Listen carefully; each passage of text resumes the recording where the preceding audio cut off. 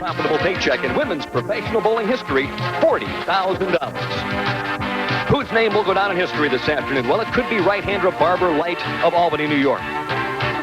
Or maybe even talented Cheryl Daniels out of Detroit looking for her first career title. The current Seagram's BWAA Player of the Year, Lisa Wagner, is always a solid bet. While 25-year-old Carol Norman will represent the Sooner State this afternoon. And then finally on top, the woman who led the entire tournament after 56 games, Cindy Coburn, looks for her first ever U.S. Open title.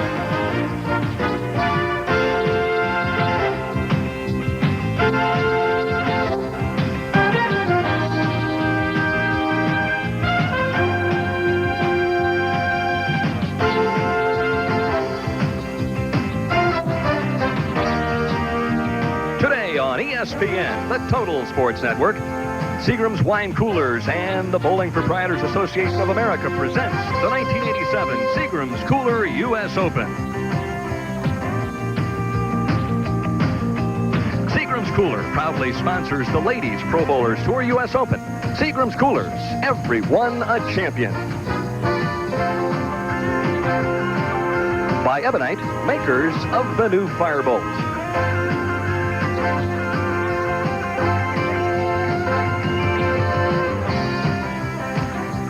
Good afternoon, everybody. I'm Denny Schreiner, and welcome to palatial Palisades 4 Lanes here in Mentor, Ohio, where the crowd is already buzzing. Virginia Norton working with me here this afternoon, 11-time champion on the Ladies Pro Tour. And you told me just a little while ago that you had 2.5 years where you bowled great, and you still didn't make $40,000. That's on top this week. That's right. The entire week has been exciting. We've had 235 entries, the most ever in a U.S. Open.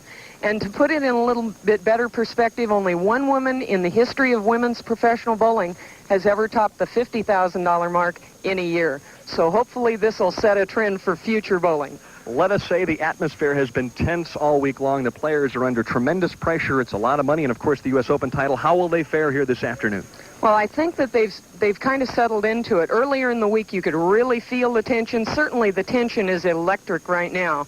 But the girls know what they have to do. They're going to go out and do the best job they can and hopefully put the other things out of their mind, which will be kind of tough at this point. No question about that. We're both excited. I know the fans are all over the country, so stay tuned. The opening match comes up next. Here it is.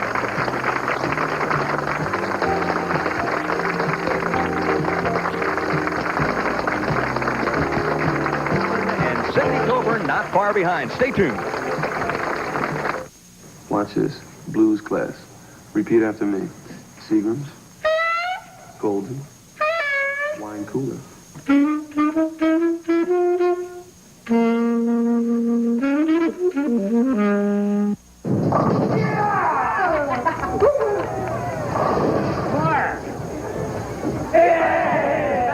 Hey, Mark, I see you got one of those rhino balls. Next thing you know, he's going to tell us it's got horns.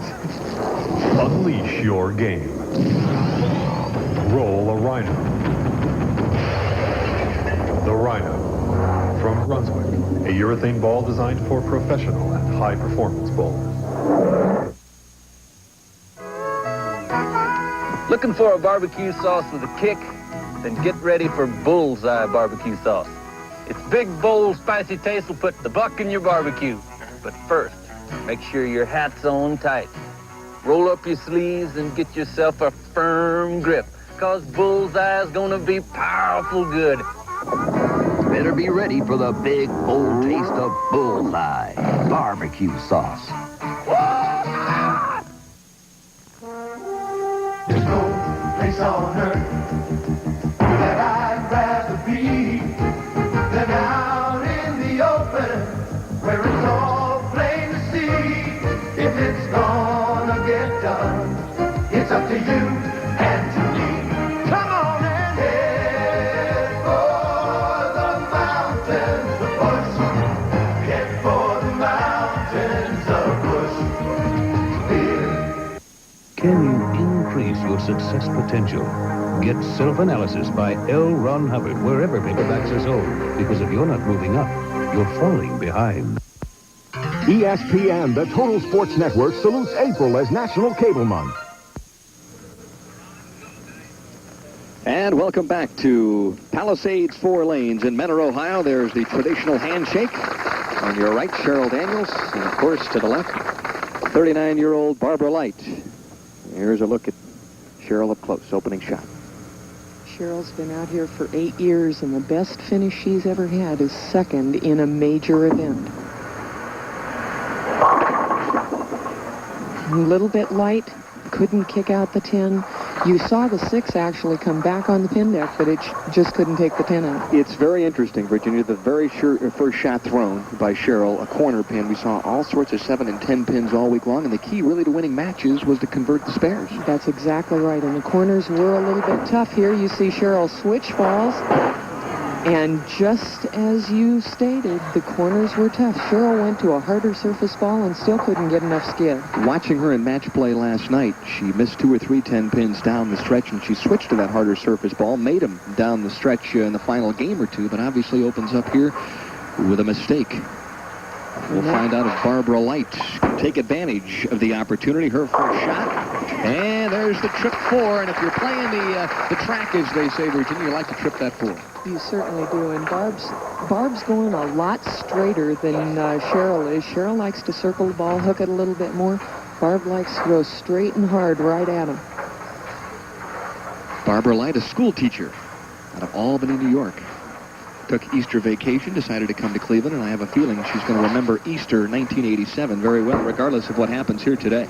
Barb, that time you could really see her eyes jerk. Now, most spot bowlers, which is what all of the girls out here are, and all of the professional bowlers really are spot bowlers. But Barbara spots partially at the foul line and partially out at the arrows, which is a little different situation, and in doing that, sometimes she tends to jerk her head up a little bit, which is what she did that time. Tries the cross-alley conversion on the baby split, so both opponents here in the opening match showing the nerves, I guess, huh? Well, not only that, but I think the key to the matches today is going to be this left-hand lane. In talking to the girls earlier, they were definitely hooking the left-hand lane much more than they were on lane 36, our right-hand lane today.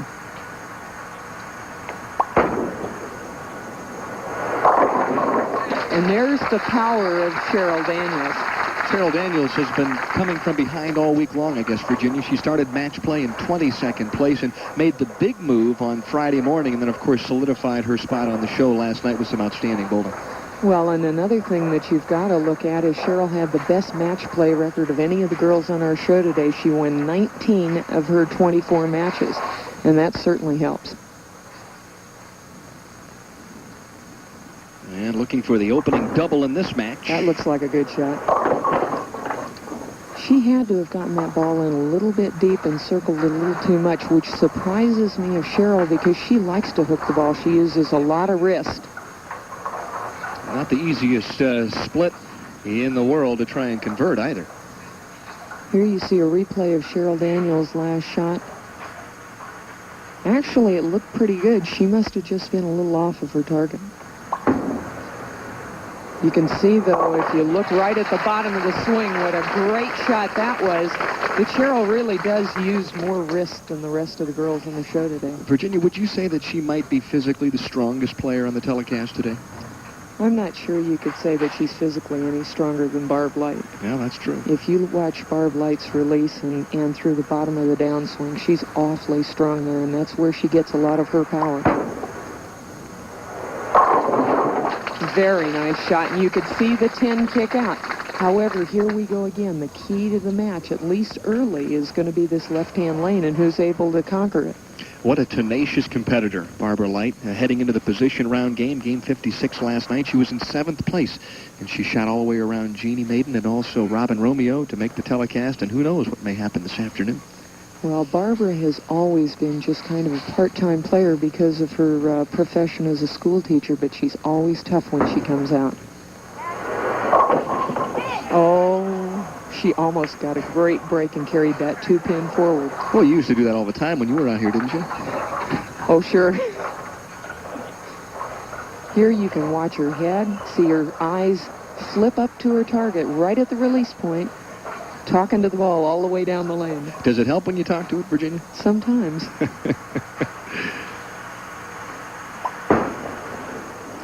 Covers on the spare, and I think both players have settled down just a little bit in the opening go here. Both players relaxing a little bit. The Seagram's Cooler US Open will return after these messages from your local station.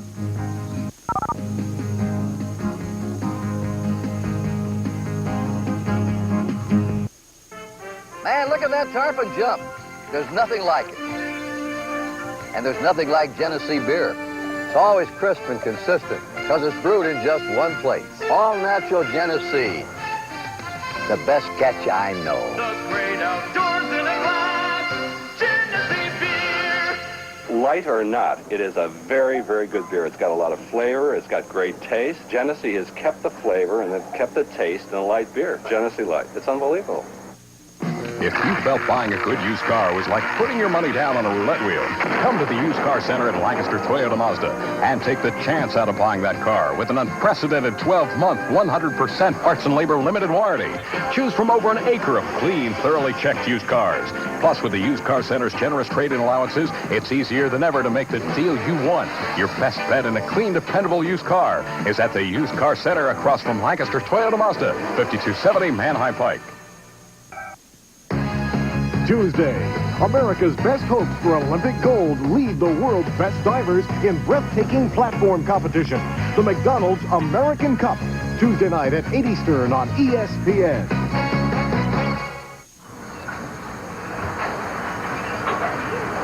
And while we were gone, in a crucial fourth frame shot, Cheryl Daniels with a shot too strong went through and left the 4-9 and obviously did not convert. So she finds herself 12 pins down.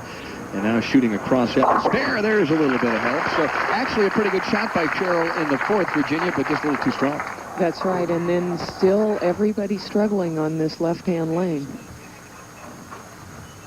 Barbara Leicht leading by 12, getting up in the fifth frame, which she definitely likes this right-hand lane. She struck both shots in the practice session earlier. She looked very strong on this right-hand lane. Little high. Again, the 3-6-10, you cannot pull the ball on this condition and expect any kind of a break from it. Realistically, Virginia, how long does it take you to really settle down in a championship match? I would say the girls should be settling down now. I would say first 2 or 3 frames. Here you see Barb's last shot. Crosses, goes through the nose. She's lucky just to be left with the 3-6-10, which certainly isn't an easy spot. Well, we know one thing for sure. The ratings in Albany, New York are probably up with 8 brothers and sisters and mom and dad watching at this point. I think Barb's got a fairly good cheering contingent on hand. Well, not only that, but I know a lot of the students that she has at school are home cheering for her also. I'm sure that the Albany papers have been a little prolific in what's happening here. She leads by 9. Like again. And this is really a seesaw battle. Both players are fishing a little bit at this point, aren't they? They're fishing on this left-hand lane, and we see Cheryl Daniels, who is looking down. Now she looks up at the scoreboard and checks it. What an opening, but both girls really struggling here, trying to get a little bit better timing, trying to get a little more comfortable with the lanes. How about it? Good shot. What a great shot. You know, one thing that impressed me more than anything else about Barb Leicht was her tenacity and her competitiveness. Look at that. She's saying, hey, you know, I'm still in this thing. There's nothing you can put up there that I can't make. Well, here you get another chance to see Barb's great shot at the 2-4-10. Meanwhile, Cheryl striking on the right-hand lane. And, you know, the interesting thing, you're talking about maybe a change in momentum. Cheryl thought she was going to have a big advantage after that last shot. Now, Barb still has the advantage. Cheryl can double to take the lead. And, of course, Cheryl won in match play earlier this week, but you can throw that all out the window once you get to the championship finals. That's right. This is a one-game match for all the marbles. Oh, what a terrible break that is. Cheryl says, come on, give me some kind of a good break. Well, a swishing 7-10, as they say, and you're right, you can't get much worse of a break than that. Well, this wasn't even really a swishing 7-10. Usually that, you're going to see the 5-pin rip here. Yeah, you get a lot of action off the sidewall. She goes hard and straight at the 10, but you can't expect to make the 7-10. Well, we're near the end of the opening match, and right now, Cheryl Daniels finds herself in a bit of trouble. We'll be back right after this. Get a 6-pack of Coke. Free? Free. Free?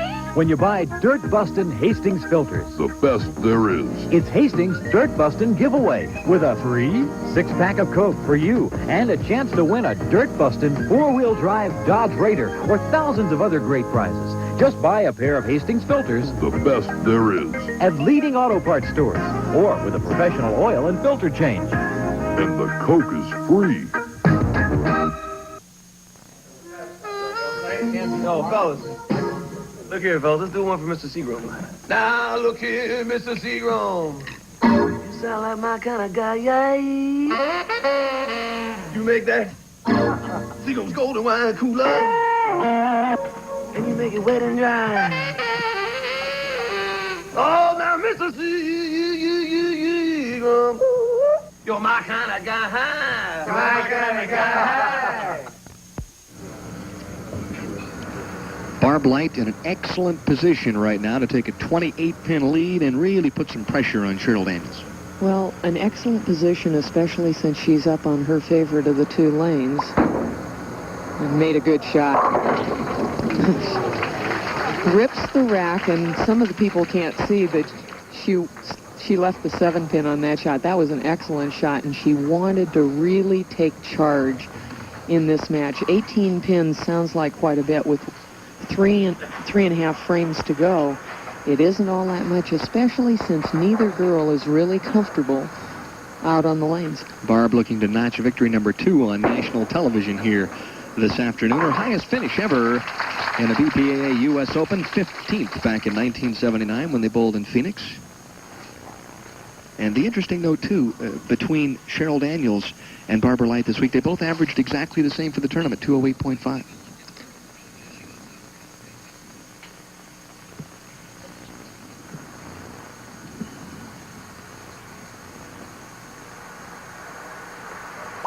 With a strike, she could extend it to 27 pins. The lead, no, the bucket left on the left-hand lane, and you're right, lane 35 has been the demise thus far. Well, and what a big difference that strike could have made on that right-hand lane, because now she is talking about 5 pins difference.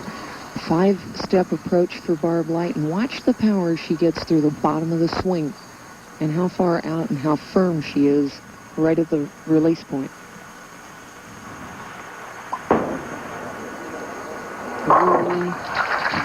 Maybe not the way it was diagrammed, but nevertheless a spare on the bucket. Interesting note, before the telecast, I chatted with Barb just a minute. She is using a ball that she did not use all week long. So lane conditions change constantly, Virginia, and you can't stick with one ball if it's not working. No, as a matter of fact, there was only one girl on the telecast today that used one ball throughout match play. Most of them were using 2 or 3. Cheryl Daniels still not able to get any kind of break at all. She looks like she's kind of got a rhythm down. Everything is starting to fall together, maybe a little bit too late. Here she throws a good shot and just can't get the 10 to kick out. Most of the experts wondering how in the world a player with her talent could spend 8 years on and off on the tour and not have a title, because physically she's one of the better players out here. Not only that, but realistically she has made, and maybe that's one reason right there is Miss Spares, but she has made as many changes physically in her bowling style and game as anybody out here since she's been out on tour. That time she sent it a little bit wide, and as you saw, the ball fell into the channel. Well, she tried the harder surface ball and threw it left and it hooked early, and that time she tried to extend a little bit. The corner pins, believe me, have been a mystery, an adventure all week long from one end of the house to the other. And as you see now, she goes to the harder surface ball to shoot the strike shot. And still can't carry out the corner. It doesn't seem fitting always when you're having trouble with a certain spare. It stands up every time no matter what ball you throw, That's right. or what angle you throw. Boy, I tell you, that's a lousy feeling, isn't it? Yes, it is, and especially under these circumstances, she has to feel awfully frustrated. Virginia, what do you do to make the 10 pin when you leave it for the average player? Well, usually you want to just change your line to a little bit closer to the center lane, maybe around the 3rd or 4th arrow. And here again, she misses the spare. And you want to pretty much throw your strike shot unless you hook the ball a lot like Cheryl does, and she goes a little bit harder and straighter. But for the average bowler, you don't want to try and vary your release that much. If you do, you start varying your first ball, and release, getting one type of release down is one of the toughest things to do. Nice shot. Barbara Leicht, a player that will take advantage of missed opportunities, and that's exactly what Cheryl Daniels has given her. Cheryl, thus far, missing 3 10-pins in the match, and it's become more of a nightmare rather than a dream here this afternoon in the opening round for Cheryl Daniels. And you hate to point this out, but she has also lost her last 5 games on television. It looks like she's going to be 0-6. Well, I don't think Cheryl was thinking about the fact that she'd lost her last 5 matches on television. She came out here. She felt she was prepared. She bowled so well, especially in match play, just to get here. And finally, somebody carries a strike on this left-hand lane.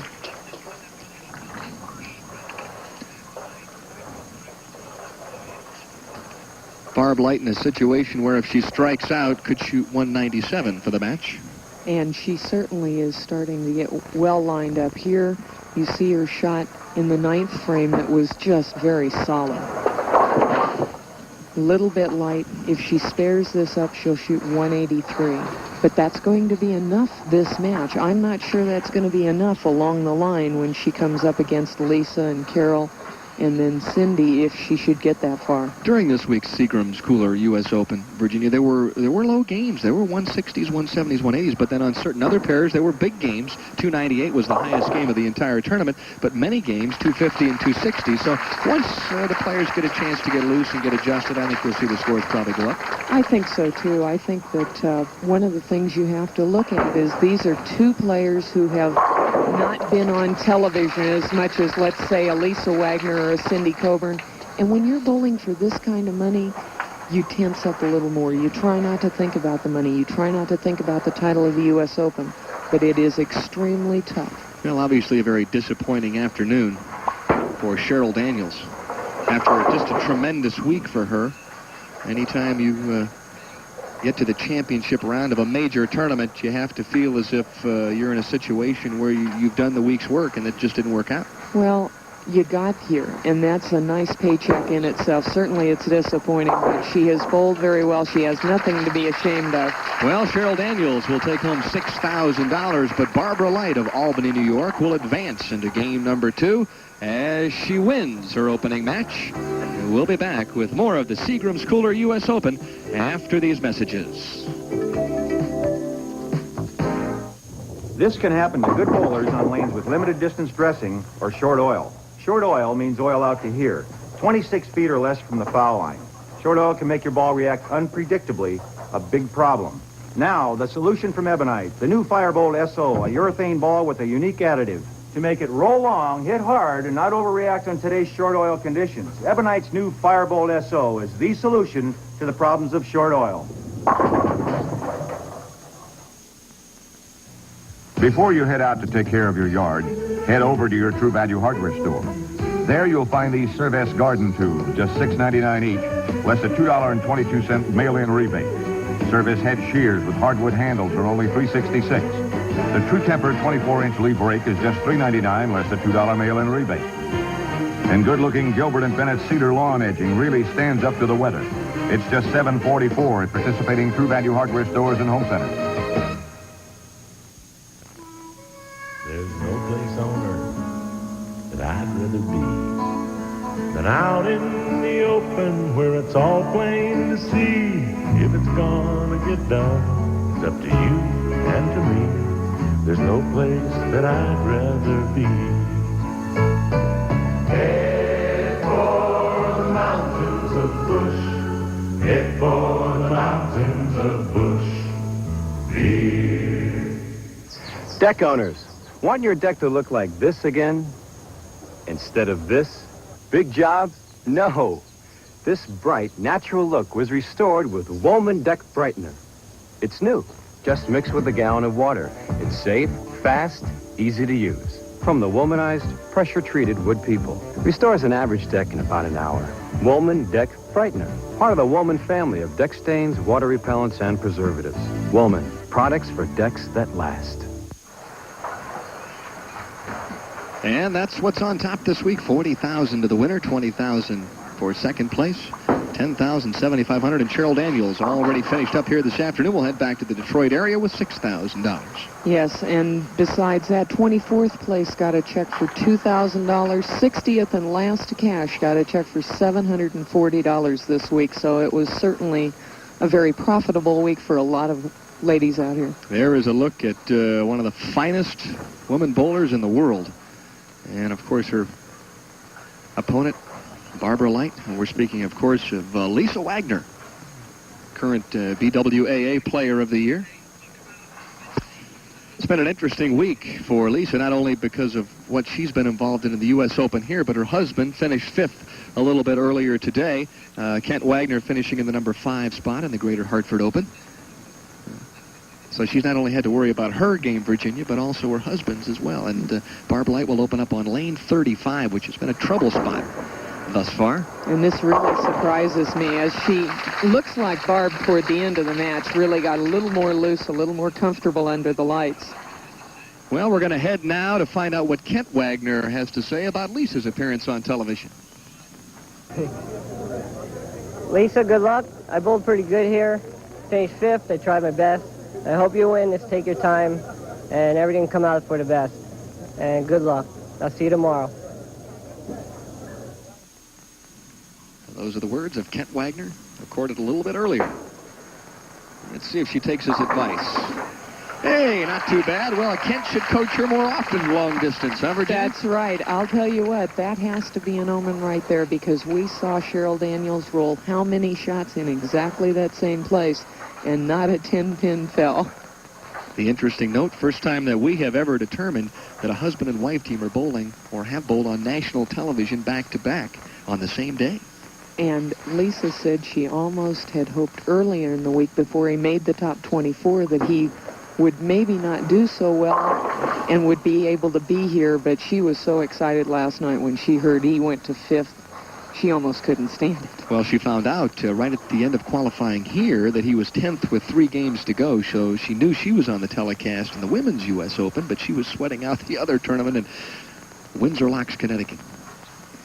Lisa's second shot on this left-hand lane, she looks very comfortable and very confident on the left-hand lane, but she left that pesky 10-pin.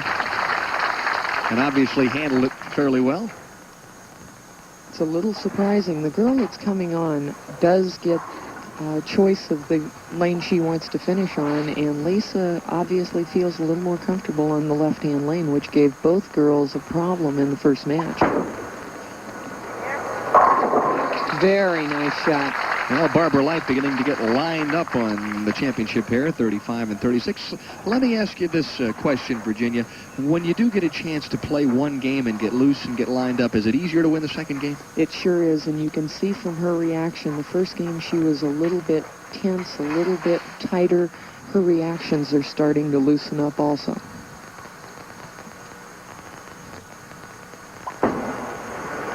Looking to start the match with the turkey, and once again the mistake on the left-hand lane appears to be a little bit too much room, and you leave a washout or something that you really don't want to take a look at. The 2-4-10, and she knows it was a critical error, but then again she was able to convert this in the first match. It's not an easy spare, but she may have a bead on it from what happened in the first match against Cheryl Daniels. Boy, to make it once in a day is one thing. What about twice? Not this time. Yeah, that was pretty close, though. The fans on hand here, obviously appreciative of the effort. So you've got Barb Leicht, who took an early lead and has already given it back of sorts in the third frame. The thing that hurt the most right there is the fact that she lost 2 extra pins in count by missing that 2-pin. Lisa Wagner, very deliberate player. Uh-oh. Oh, there's a break.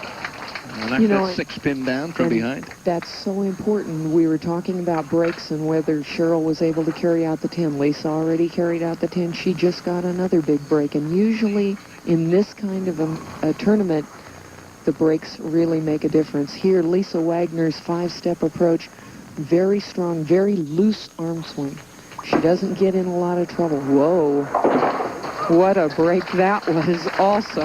The interesting thing about Lisa is she always appears to have the demeanor that she's never nervous, never concerned one way or another about anything. But I talked to her a little earlier today, and she said, hey, I'm as nervous as the next person. I'm doing trampolines inside. Yes, and you would never know it by looking at Lisa from the outside, but Lisa is able to control her emotions and use them to her best benefit.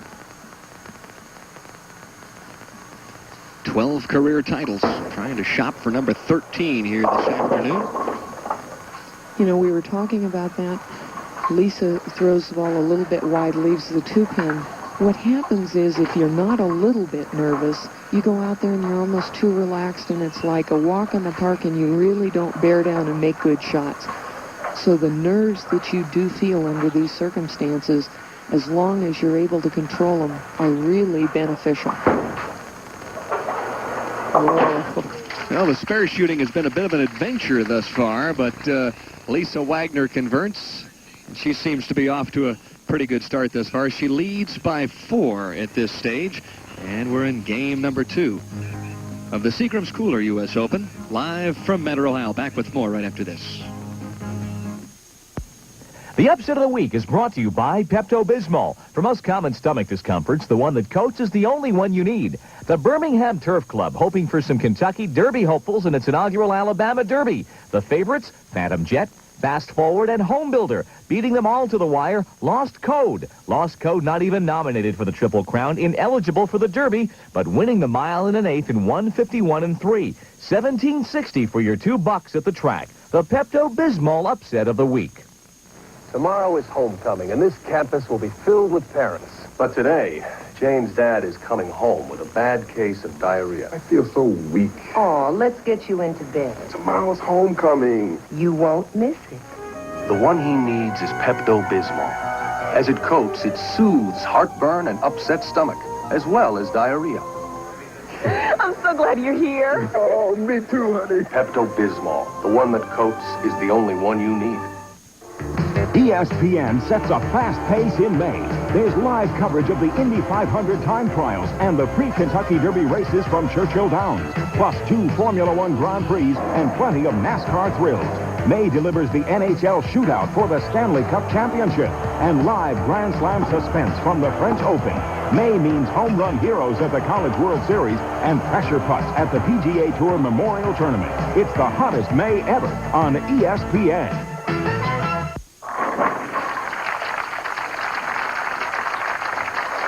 Lisa Wagner with a strike in the 5th while we were away. Barb Leicht with a strike in the 4th and a spare in the 5th. And we'll take a look at the 5th frame there. And this an absolutely perfect shot. She got through the ball well, excellent follow through, and you couldn't walk down and set the ball any better. Have to be impressed with that player. And here, the other girls again having a problem on the left-hand lane, but Lisa chose to finish on the left-hand lane, feeling it was her better lane of the two. And maybe that's why. Well, that's a big-time adjustment for Lisa Wagner with her first double of the match. She now has opened up a 14-point advantage, and I guess that's the key to surviving as a professional bowler, being able to make those adjustments quickly. It certainly is. And Lisa obviously came out and felt like, okay, this left-hand lane is giving people trouble. I know what I want to do on it, and she's doing it. Barb Leicht a little bit light on the right-hand lane, but she was able to trip out to 5-7. And now she's kind of smiling to herself, thinking, I'm sure, well, we'll make one more adjustment and see what we can do. She's been light the last 2 frames on this lane. She did strike in our opening shot.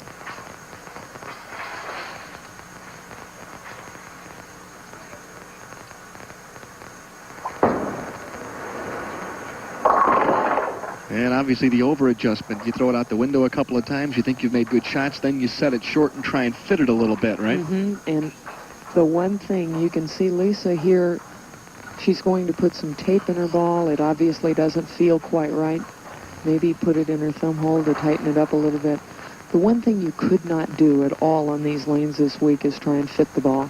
The more you did that, the worse your release got, and pretty soon you were just in jail. And so we're nearing the conclusion of match number 2. Lisa Wagner still on top. And the Seagram's Cooler US Open will return after these messages from your local station.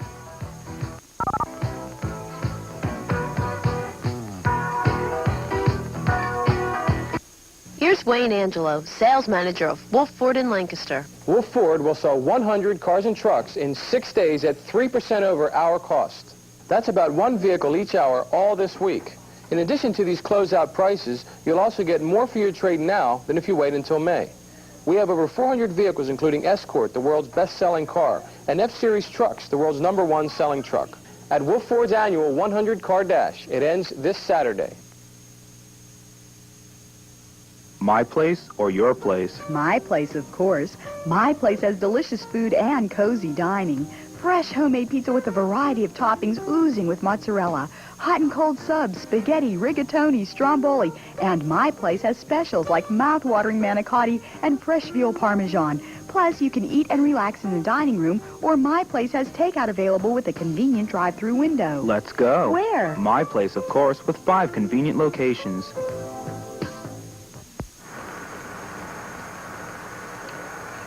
And we're back at Palisades Bowl in Mentor, Ohio. Denny Schreiner along with Virginia Norton, the finals of the Seagram's Cooler US Open.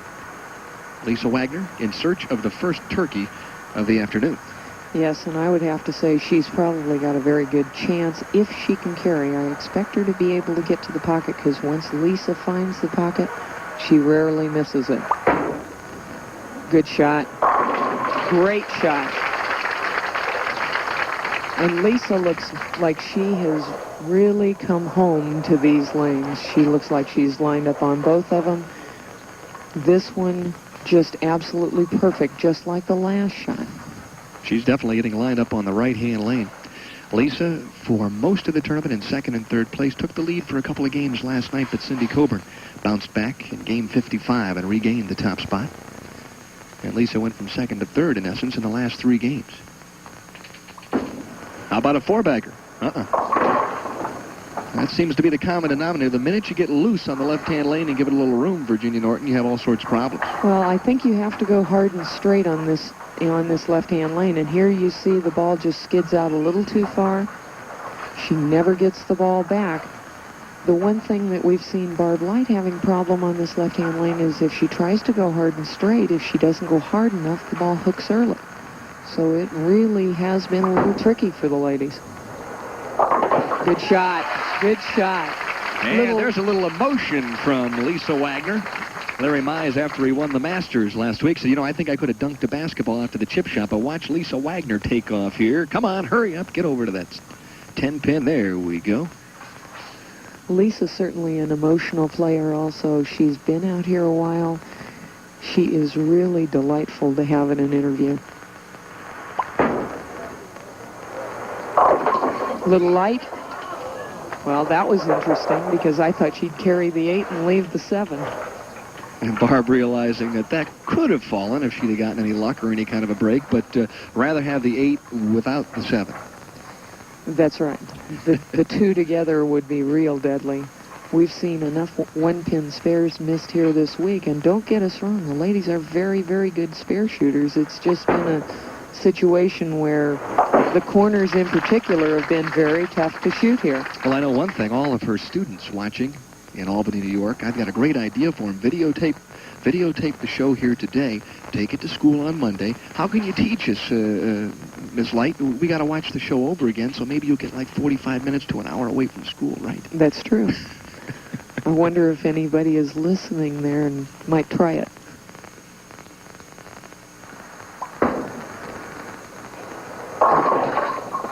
And a good break. I don't think Barb even expected that to happen because she saw the ball start to hook early, was able to keep it in the pocket and trip the 4-pin. Barb Leicht with a strike there in the 9th. If she strikes out in the 10th frame, could shoot a possible 212, but she still trails by 22, and really Lisa Wagner at this point in control of the match. That's right, as Barb turns around and says, a break, and I still have a chance. Well, she has the foundation strike in the 9th to give herself an opportunity. Lisa Wagner could make life difficult, though. And she normally does. You don't win 12 titles if you're not a pretty good player in the clutch. That's right. And Lisa is probably one of the best. She looks awfully good. She certainly has control of this match. Now, she's obviously looking at the scoreboard, Virginia. Is she figuring what she needs to close people out there? You see a possible 234 if she strikes out. Well, I'm sure she's looking at Barb's score, figuring if Barb strikes out, she shoots 212. Lisa's not looking at hers to see what she shoots if she strikes out. She's looking to see, what do I have to do to close out my opponent? That looks pretty good. That right-hand lane, you expect it to start coming back, and it doesn't. Virginia, on the left-hand lane at this point, is speed going to become more of a factor? Because the players seem to be adjusting the loft, but I don't know if they're using speed yet. You're going to have to really slow it down, but I suppose that the minute you do, it probably overreaction hooks early. Exactly. I think Lisa probably has an idea what to do in this left-hand lane because she's had some success, but nothing consistent. She, too, is having a little problem. Whoa. Ooh, and the pin almost bounced out. What a big turnaround there. We have got so many chances now. And here's Lisa. She thought she made that spare, and she can't believe it. Well, Lisa Wagner shoots 202, but Barb Leicht with a possible 212. That's right. Barb Leicht right now needs the first 2 strikes in the 10th frame. That pretty much says it all. She's been a classy customer all week long in the clutch. And this, her best lane, she didn't throw it hard enough. You saw her shake her head as soon as she let it go. A nice round of applause from an excellent crowd here in Metro, Ohio. Realized almost immediately that it just wasn't going to get the job done. She sure did. You can see her shaking her head saying, nope, not this time. So she got it last night in the 10th frame to get here. Just couldn't have it happen today, and another spare missed. Well, this one didn't make any difference, though. A valid effort. 202-180 the final score, so Lisa Wagner will advance as Barb Leicht will bow out and receive a check worth $7,500. Pretty good week's work, and I'm sure she'll never forget her Easter vacation, 1987. Coming up now, the semifinal match, so don't forget to stay tuned. The hammer hits harder. When the team is counting on you, only the best will do.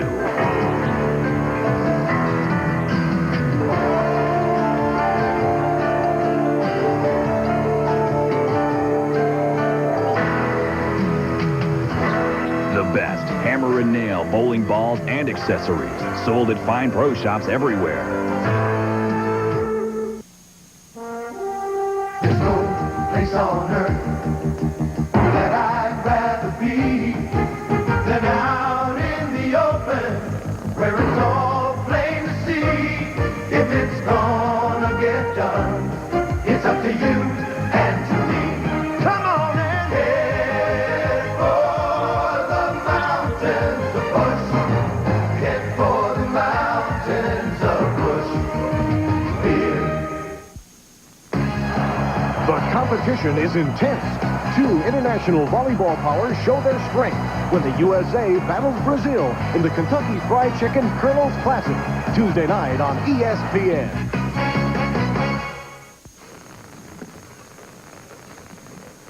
Lisa Wagner advancing with a 202-180 victory over Barb Leicht. And we still have Carol Norman with her practice shots. There you see Lisa Wagner. She's on the adjacent pair. Let's talk about that, Virginia. They don't allow the player who won the last match to have any practice balls on the television pair, but the oncoming player, there you see Carol Norman, she gets, what, 2 shots on each lane? She gets 2 shots on each lane, and what happens here is Lisa is definitely lined up on the right-hand lane. If she were to get any shots at all, she would be taking them on this left-hand lane. If I had to guess at the strategy right now, I would have to say that Carol Norman is going to make Lisa finish on that left-hand lane. Lisa thought she was lined up on it, but she definitely is not. Let's take a look at Carol Norman up close. Ardmore, Oklahoma. Yes, and Carol's been out here for 6 years. She was the 1982 Ebonite Rookie of the Year and has bowled very, very well. She's won 1 title, that being the Little Rock Classic back in 1984, and has been a contender, just hasn't quite made it to the winner's circle multiple times. She certainly would like to win her first major championship here. She is a very emotional player, isn't she, Virginia? She certainly is, and she'd much rather let her bowling ball do the talking for her. And there you see the handshake. Carol Norman looking for title number 2, her first major championship. What a great personality. Just loves to bowl. Loves sports participation of all types. And I think she'd like to open with a strike. I know she would.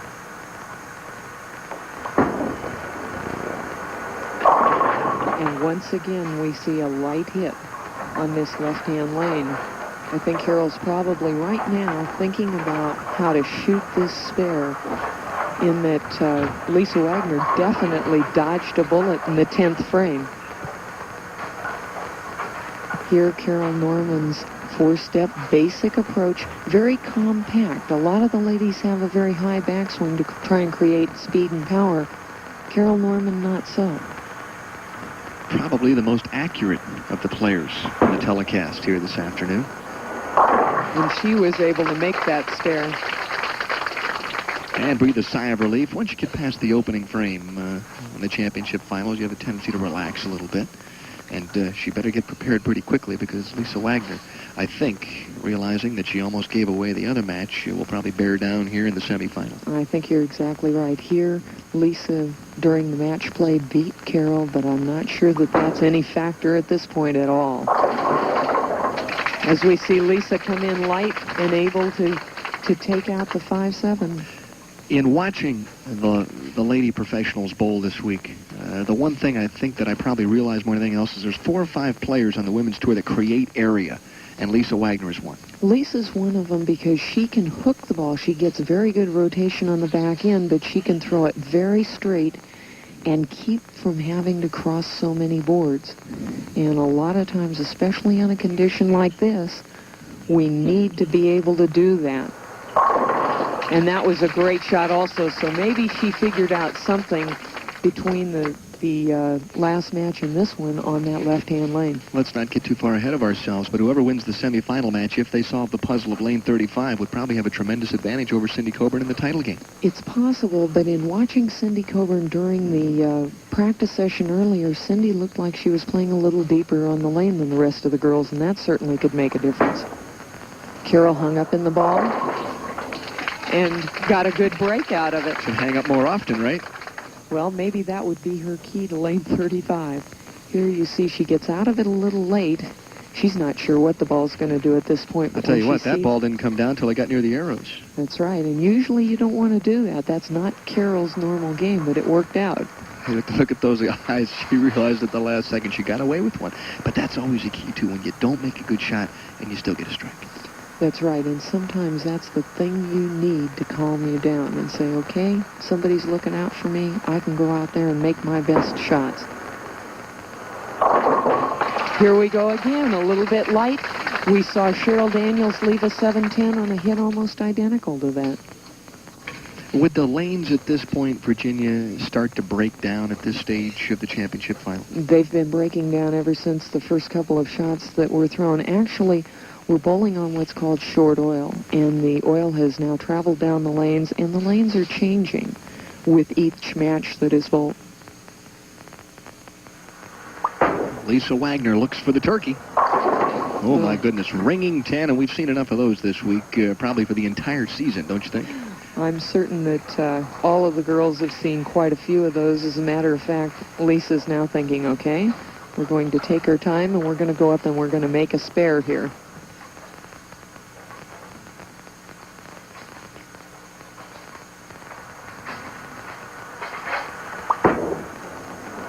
Which she was able to do. You know, one thing you hear a lot from some of the amateurs across the country is, how do you get strikes? And you hear it a lot from people that say, okay, my average is 150 or 160. If I was able to throw more strikes, and you say, okay, how many 10 pins a night do you miss? And maybe they miss 3 or 4 10 pins a night. Well, there's 10 pins an average right there if you convert all of them. I think one of the keys, it's great when you get a major championship, that the strikes are very important, but the spares are also important in match play and in gaining the television finals, because bowling is a game of strikes and of spares. And what a great shot that was. You know, most of the time you're looking for strikes, especially out on the Pro Tour, but when you're talking about a condition where maybe you can't quite carry, it's tough. And we'll take a break right here. Very close match here, semifinal game. Carol Norman working on a double, and when we come back, let's hope it's a four-bagger. What would you like? Well, I don't know. What do I feel like? Why not try something you've never had before? Is that a line? No, it's a drink. Seagram's Golden Wine Cooler. It's wet, it's dry, it's smooth, and it's Seagram's. You sound like a commercial. You buying it? The drink? Yeah, but not the line. It's a start. Seagram's Golden Wine Cooler. It's wet and it's dry.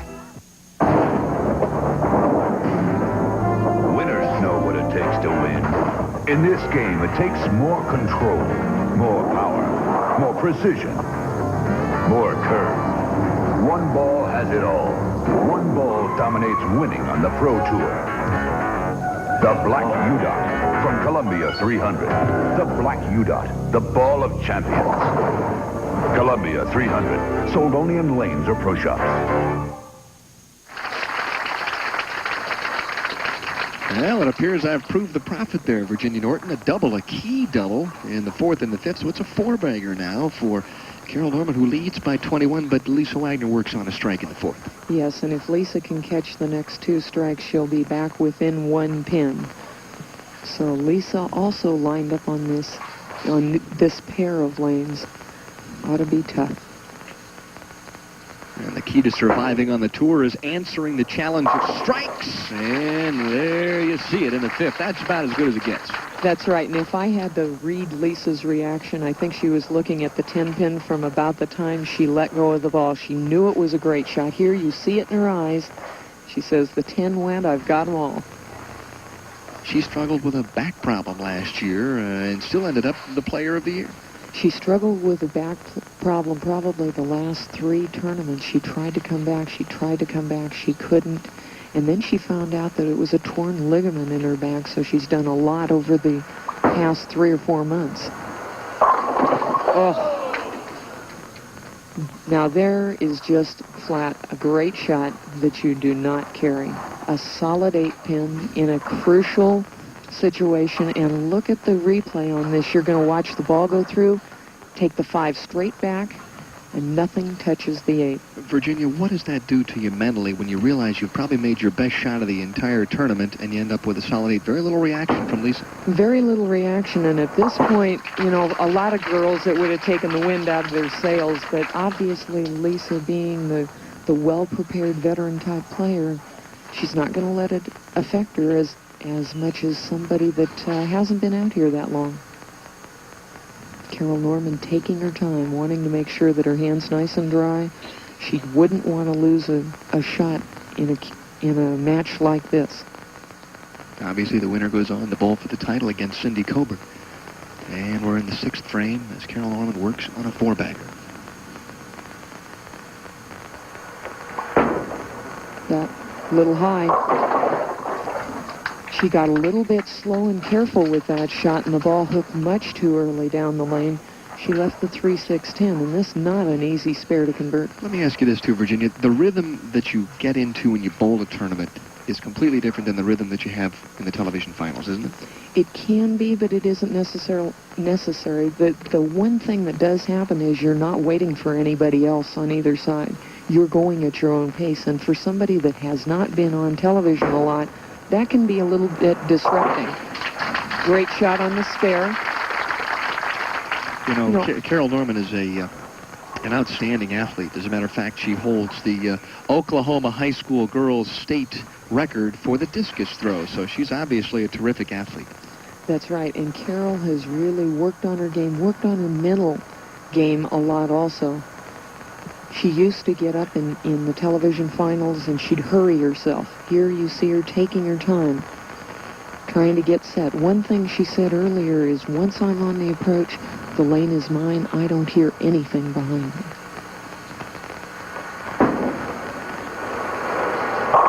Good shot. Well, absolutely ripped the rack on the left-hand lane, and that's got to be a key because the left-hand lane has been the difficult lane at this point. Carol Norman with 147 through 6 frames with a strikeout in the 7th, and Lisa Wagner not far behind. Watch this. Blues class. Repeat after me. Seagrams. Golden. Wine cooler.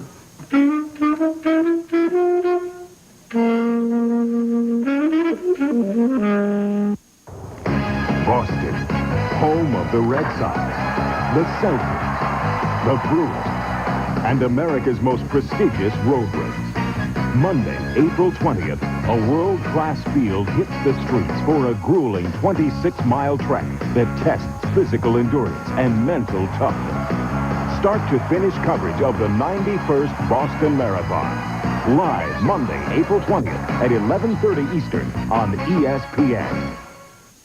The greatest matchup of the indoor soccer season. The Tacoma Stars battled the defending champion San Diego Sockers in a rematch of a double overtime thriller. Sunday at 3 Eastern on ESPN.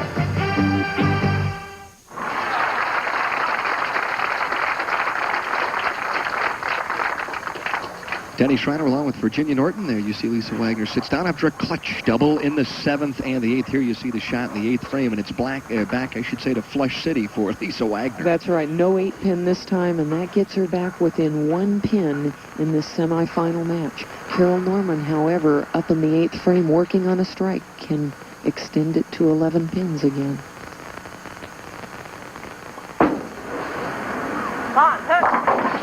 You hear her talking to it, and it worked. Come on, work, she said.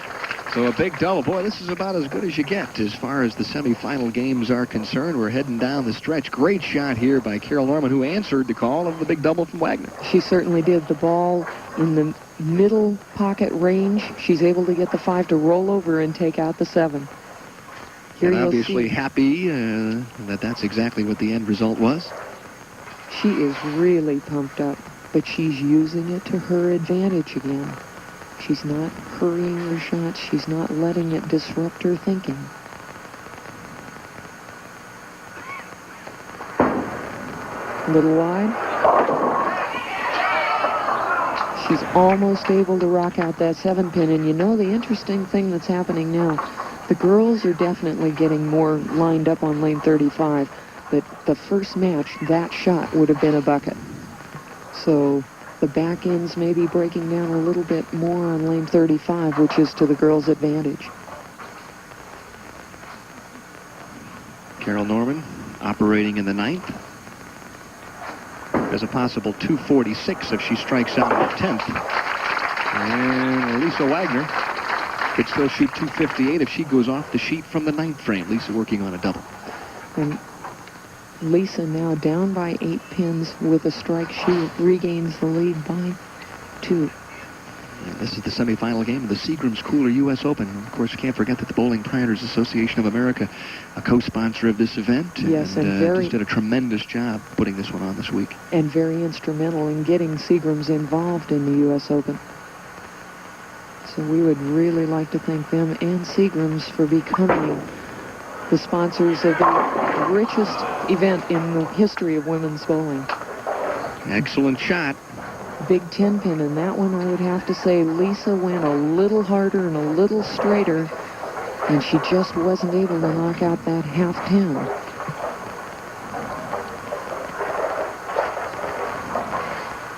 There you see the thoughts going through Carol Norman's mind. Kind of interesting. Carol, you can see looking up at the scoreboard. Lisa converting the 10-pin. So a big 10th frame coming up right here. If Lisa Wagner were to strike out 3 strikes in the 10th frame, she would force Carol Norman to double to win the match. Well, the last match went down to the 10th frame. Barb Leicht was going to have to double to win, and she couldn't. Very close indeed, though. Cheryl Daniels already has finished 5th, Barb Leicht 4th. And this is the semifinal game.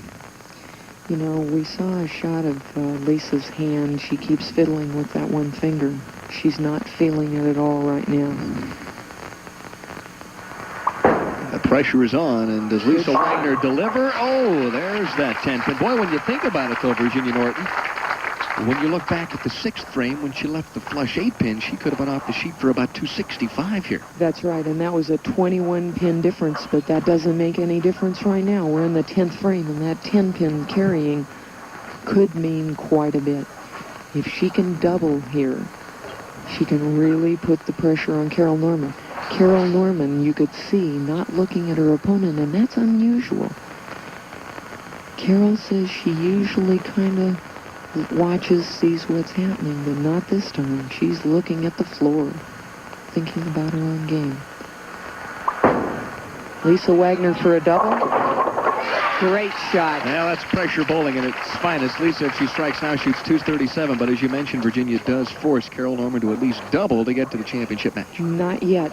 Here we see Lisa's shot, the second ball in the 10th, and she knows how important that was. Right now, the situation is this. If Lisa Wagner can strike on this shot, she forces Carol Norman to double in the 10th. If she gets 9, we could have a tie match.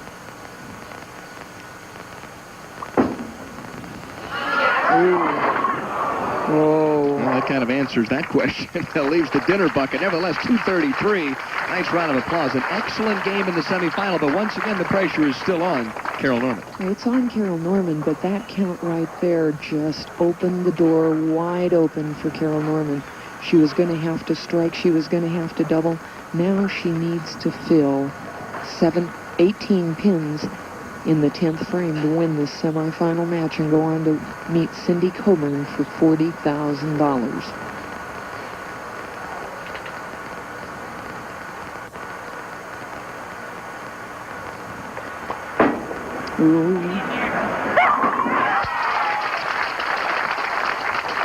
You heard her say sit when she let it go. Really gave that ball some lift. She sure did, and to me it looked like she got the ball out too far, hung up on her hand a little again, but it certainly has worked well today when she's done that.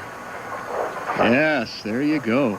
Yeah, the Sooner State right now, probably up in arms, one of their own, heading to the finals of the U.S. Open. All she has to do right now is get an 8-pin count on the next 2 balls. She'd probably like to do it on the first shot, and she does. She does. Well, it doesn't get much closer than that in the semifinal game. Carol Norman breathes a big sigh of relief as she knocks off Lisa Wagner, and that is a pretty tough customer indeed.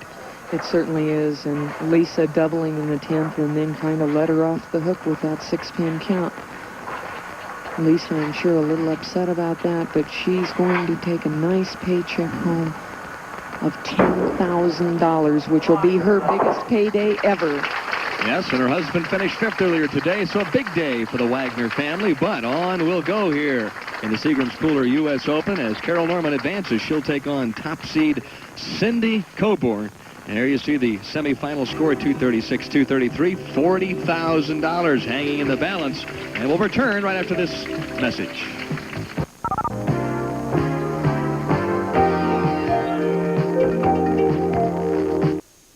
Cruiser makes boating enjoyable, and Osborne Boat Sales makes it affordable. Hi, folks. This is Noel Osborne. If you think the cost of owning a boat is too high, then you haven't been to Osborne Boat Sales. Price-wise, I think they're really hard to beat.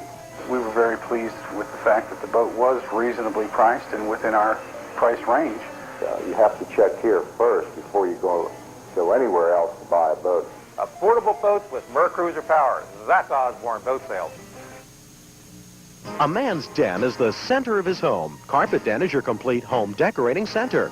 Just take a look at their large array of luxurious carpeting, vinyl floor coverings, decorative wallpaper, and now a whole new addition dedicated to paint and wallpaper. They carry every color of the rainbow and then some in order to best complete your home decorating needs. Top quality and personal service at a reasonable price at your complete home decorating center. Carpet Den, 1644 South Market Street in Elizabethtown. This can happen to good bowlers on lanes with limited distance dressing or short oil. Short oil means oil out to here, 26 feet or less from the foul line. Short oil can make your ball react unpredictably, a big problem. Now, the solution from Ebonite, the new Firebolt SO, a urethane ball with a unique additive to make it roll long, hit hard, and not overreact on today's short oil conditions. Ebonite's new Firebolt SO is the solution to the problems of short oil.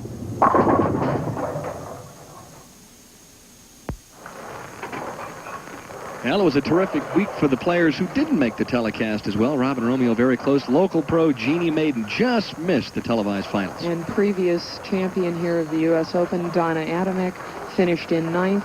Our two amateurs this week, Mary Cerniglia and Nellie Glandon, finishing in 12th and 14th That's right. position. We can't lose fact that there are many amateurs that play in the U.S. Open. Betty Morris was, I think, as low as 22nd at one time. She bounced back, finished 15th. That's right. And then 1985 Bowler of the Year, Alita Sill, finishing in 21st. And another Bowler of the Year, Nikki Giannoulias, finishing in 23rd. All told, 119 professionals participated, 116 amateurs in what was just an outstanding week of bowling here in Mentor, Ohio. But coming up here in just a moment or so will be the title match between the top seed Cindy Coburn out of Buffalo, New York, and Carol Norman, who just defeated Lisa Wagner. And they'll be bowling for $40,000 in that beautiful Tiffany Crystal Trophy. So stay tuned. We'll be back with a title match right after these messages.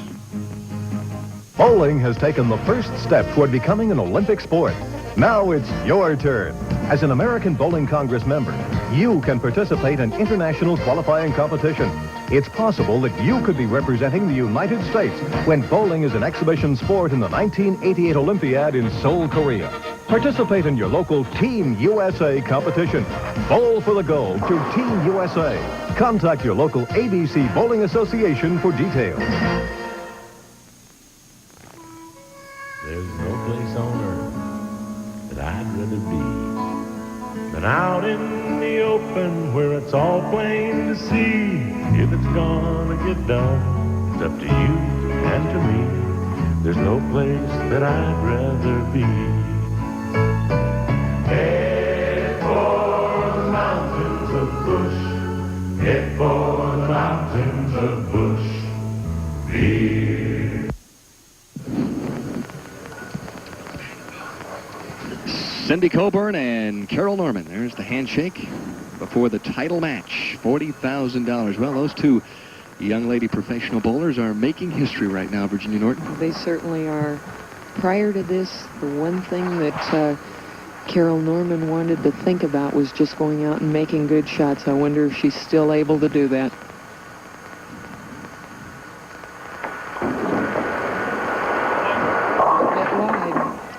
Virginia didn't look like she hit that shot at all. Looked like she almost lost it on the way down. It sure did. I don't know if that's a matter of coming back out and starting a new match where she wasn't quite settled or what was happening there, but she did not look the same as she did in the last match. Yeah, I think bowling for the title obviously changes your approach, doesn't it, a little bit? Well, you would hope it doesn't, but it certainly has to have a little bit of an effect.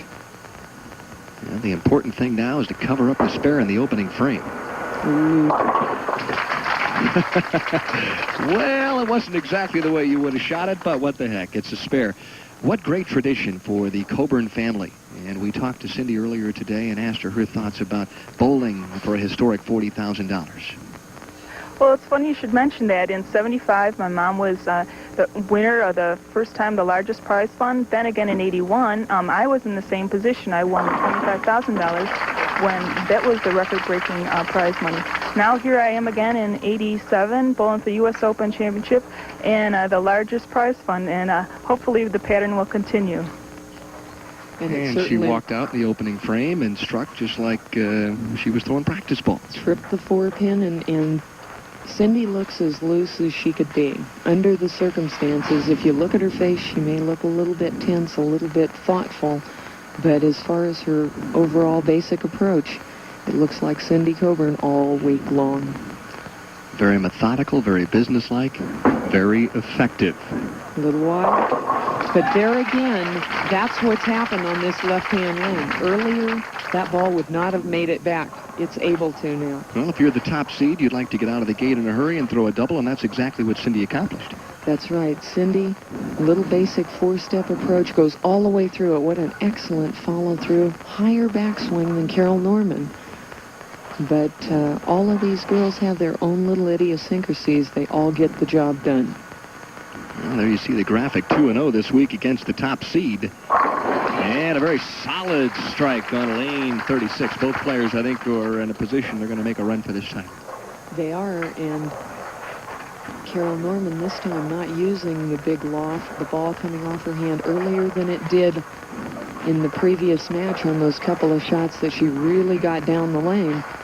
This one sets up in the pocket beautifully. Would you say that perhaps Carol's biggest asset would be ball speed? Maybe Virginia, she's a little better at throwing it hard and soft?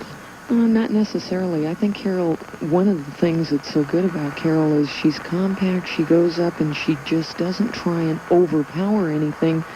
She gets a lot of good ball speed, but she doesn't look like she's overpowering it.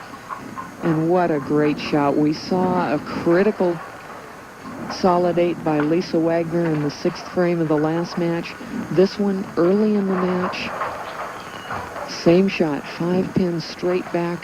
Nothing touches the 8. Is the ball supposed to touch the 8? No, the ball should be touching the 1, 3, 5, and 9. The 5 pin should be going into the 8, so that was actually too strong. The ball should deflect a little bit. That's great, isn't it? I mean, you throw the ball too good at some times. It's a tough enough game, Virginia. Why in the heck would you have to leave those solid 8s and 9s? That's part of the game. That's just the luck of the sport. Gee, many Christmas, or the rub of the green, as they say. That's right. Boy, oh boy, what a great shot that was. Well, Cindy Coburn has started with a double. I'd like to make it a 3-bagger here. And you can see the concentration on her face. Those eyes won't move all the way to the foul line. Excellent concentration. She eased up a little bit as she went through the shot. That one's going to cost her, and unless she has some miracle happen here, she's going to hand the lead right back to Carol Norman. Key position right now, she wants to get one of these because otherwise she's losing an extra 2 pins in count. Well, a very tough break. 4-pin kicked out. The 7 might have gone with it, but it didn't. So a 7-10 split sets off the opening double. So right now it's a 4-pin lead for Carol Norman, who sat on the bench and took the lead, and that's always a nice position to be in. Well, certainly, especially after you've left a solid 8, to not catch up and to have that kind of thing come back, she's got to be thinking, okay, maybe things are going to even out in my favor. I'm sure that the lady that's up right now, Cindy Coburn, isn't thinking about the shot she just made. She's going to go out and make a good shot. It would not surprise me at all to see her strike. And for the first time this afternoon, we've had a re-rack on the left-hand lane. Cindy Coburn obviously not enamored with the way the pins were set. So an excellent shot and a ringing 10, so the re-rack didn't seem to help matters any. Well, or she may have left company with the 10-pin if she hadn't re-racked, but that was an excellent shot. Very strong in the pocket. She got the ball to break at a beautiful angle into the pocket. And watch the 6-pin wrap around the 10. Cindy Coburn averaging 214.3 for the week, has 11 career titles. And if there's anybody that bowls well under pressure, it's this young lady from North Tonawanda, New York. There you see Andy Johnson representing Seagram's Wine Coolers, and also, of course, Sonny Franz, the president of the BPAA. Boy, what a relationship those two major companies have established here over the last year or so. Yes, and we can look forward to their involvement for the next few years, at least the next 2 years, and we are extremely pleased about that.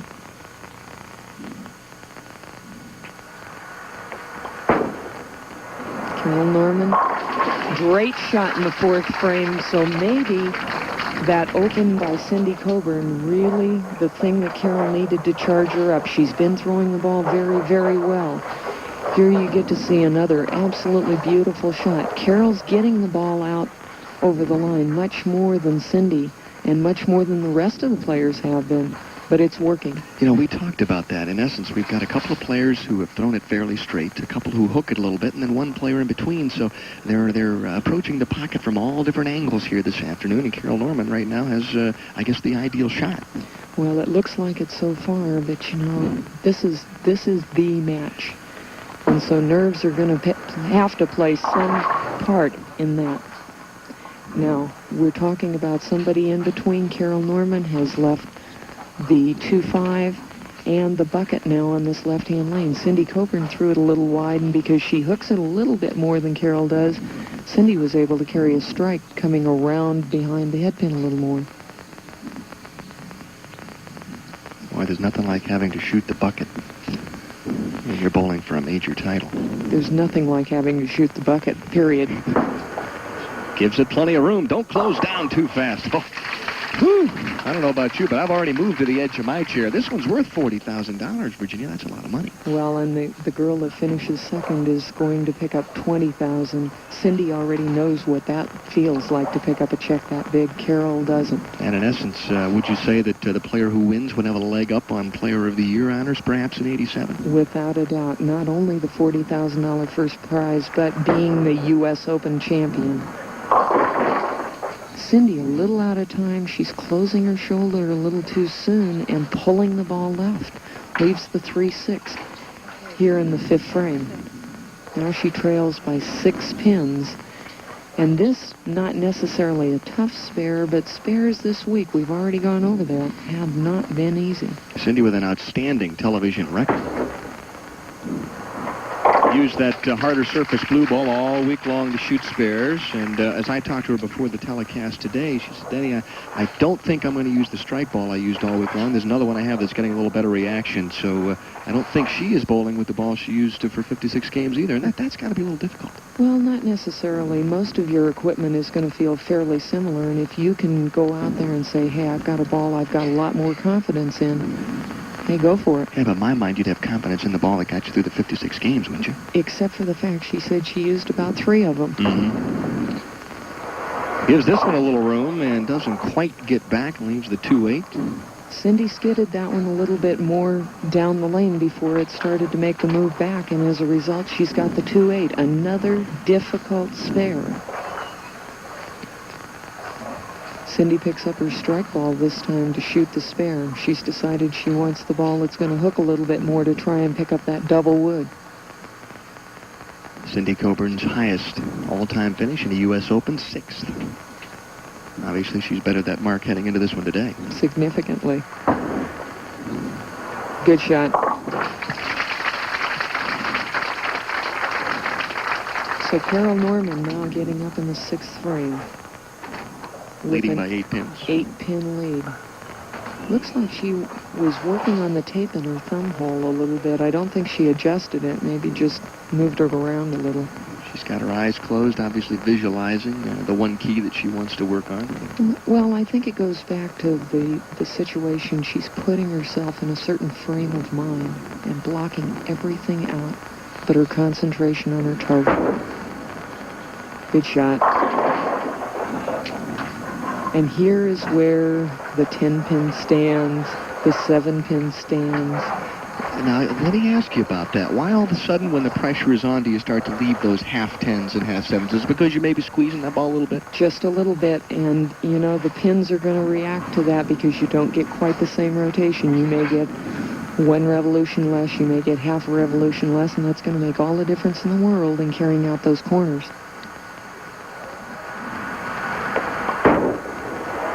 Good shot on the stick. A 7-pin lead for Carol Norman through 6 frames, so we're better than halfway home. Carol looks like she made some really excellent shots early. She left that solid 8, or she could be, at this point be up by 20 pins. But she's starting to look a little bit more careful, and I think what's going to happen is if she's going to win this title, she's going to have to open up and be as loose as she was in the semifinal match against Lisa. Which brings me to another question, and I'll wait until after this shot.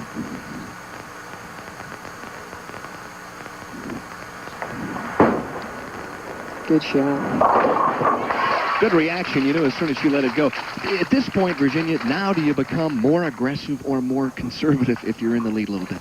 You can never become conservative in this sport. This is a sport where you have to play offense. Here, Carol's reaction, get up there. A little bit light, but she carries. Well, I guess there's no defense in bowling, only offense, huh? No, because the minute you start playing defense in bowling, you make spares that are very difficult to convert. Cindy Coburn, she needs to answer the riddle of lane 36, and she does. That was by far and away her best shot, do you think, on the right-hand lane? Well, she made an excellent shot early in the match, and then she got a little bit lost, but I think it was her more than the lane. Here she goes all the way through the shot, and she definitely is playing a little deeper on the lane than Carol Norman is. The Coburn family, obviously Mother Doris with several national titles. Her sister Kathy won a national tournament, and obviously Cindy has won 11 of her own. It's the only family in the United States where mom and both daughters have national championships. That's amazing. Well, it was really funny. I can remember talking to Doris about 10 or 12 years ago, and she and Cindy's sister Kathy were both out on tour, and they were talking about the younger daughter was far and away a better bowler. I guess she's proving that. Oof. Oh, my goodness. And the 10-pin nearly stood up. She's in a real predicament now. She knows she has to make this spare. Not an easy one by far. However, she looks like she tried to play this lane a little bit more similar to the way she played 36, tried to go through it the same. And that's not a good shot on this lane. And she's got her hands full now with a 2.87. Saw Cheryl Daniels convert this in the opening match. Come on, how about a little help? And there it is. That is about as good a pressure shot, Virginia Norton, as you're going to find in this situation. It certainly is, and I'll tell you what, here we're going to see get a chance to see it again. You have to send the 2 into the 7, and she barely gets it, but barely is enough here. 7 pins separating these two ladies. Carol Norman right now in a position where if she can strike, she can start to open up a lead, so she has got to start being aggressive again.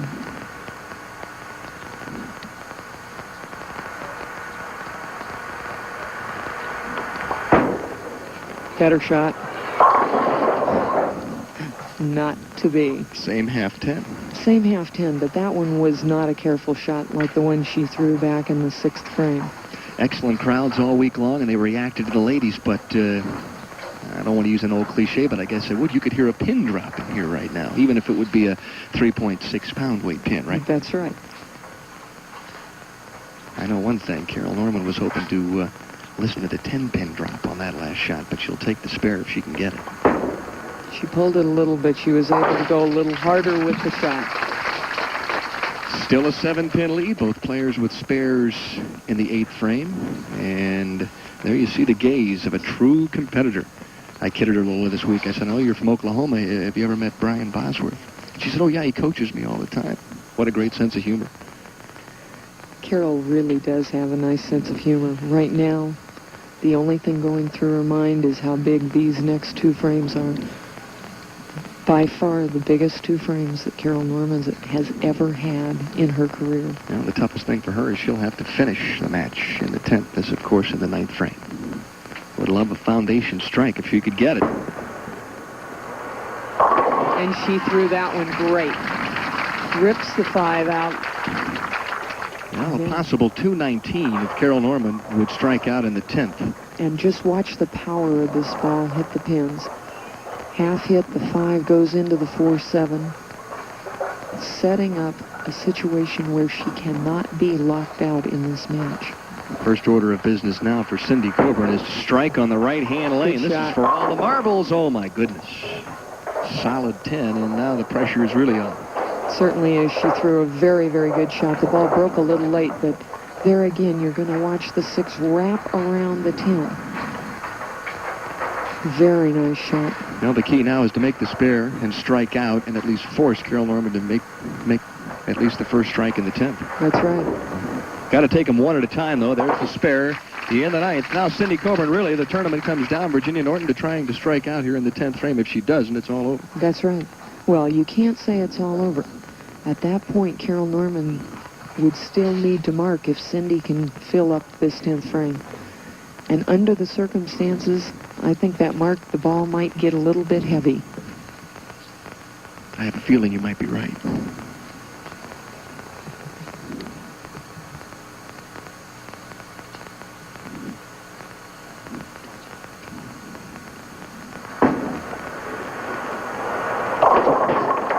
She cannot get that 7 to trip out of there. Well, 190 the possible now. And Carol Norman currently operating at a 199 clip. Cindy needing to make this spare and not let Carol off the hook the way Lisa did with a bad count. Uh-oh. Oh, no. It's oh, all my over. Goodness, that's it. Well, 179, a tragic end to Cindy Coburn's week.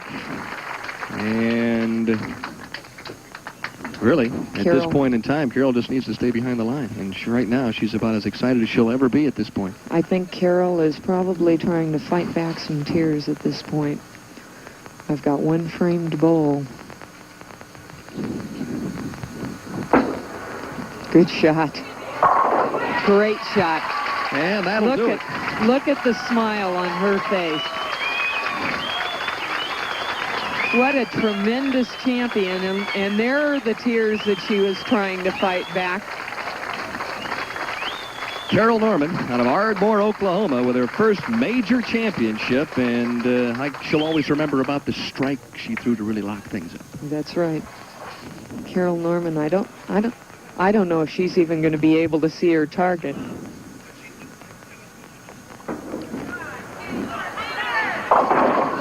I don't think Carol doesn't make any difference. Carol Norman at this point, the most exciting woman professional bowler in the United States, because she has captured the Seagram's Cooler US Open. And we'll be back to talk with Carol right after these messages. Now that I'm a big TV personality and living in Hollywood, it's important that I improve my ability to party.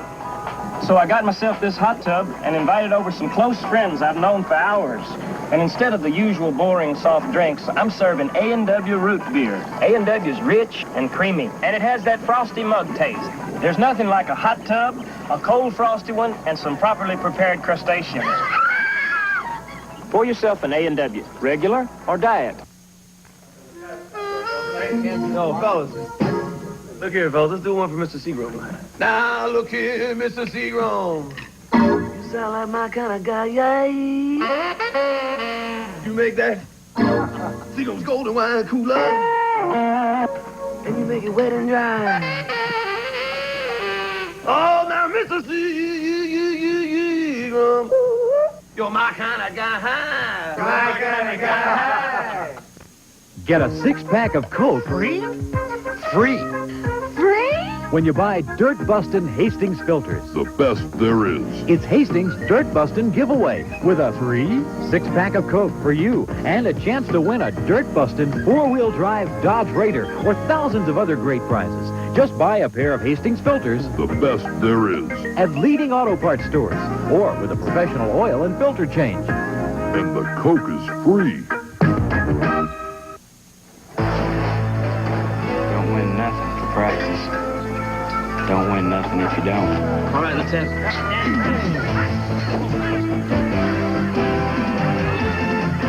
After a long day of hard knocks, That's right. head for the beer that goes down smooth as a mountain stream. Bush. Here, this one don't bust so hard. Head for the mountains of Bush beer. The final score for Carol Norman, 206-179, the Seagram's Cooler U.S. Open champion. How about a round of applause from you folks here? That was an unbelievable finish. There are tears in your eyes. And what's it feel like to win the Open? I'm at a loss for words right now. I never dreamed that I would get this far. I started out in 56th place at the first round of qualifying, and my only hope was just to cash.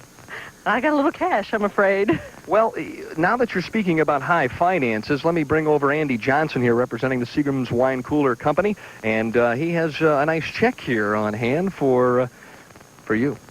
Congratulations, Carol. On behalf of Seagram's Coolers, and I'm happy to present to you this check for $40,000 for winning the Seagram's Cooler U.S. Open. Congratulations. Not bad, huh? $40,000? You could give her the check, Andy. Sonny France, why don't you come on in here now? Get over to my left here, if you would. Come on in very quickly. Sonny Franz, the president of the Bowling Proprietors Association of America. Why don't you present that beautiful trophy?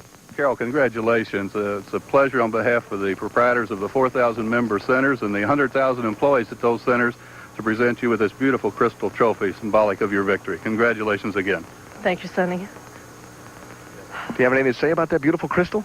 Oh, it's gorgeous. It'll go great in my trophy case. Sonny, do me a favor and hang on to that, because I think if you give it to her right now, she might drop it. But she didn't drop any bowling balls because she bowled just terrific here today.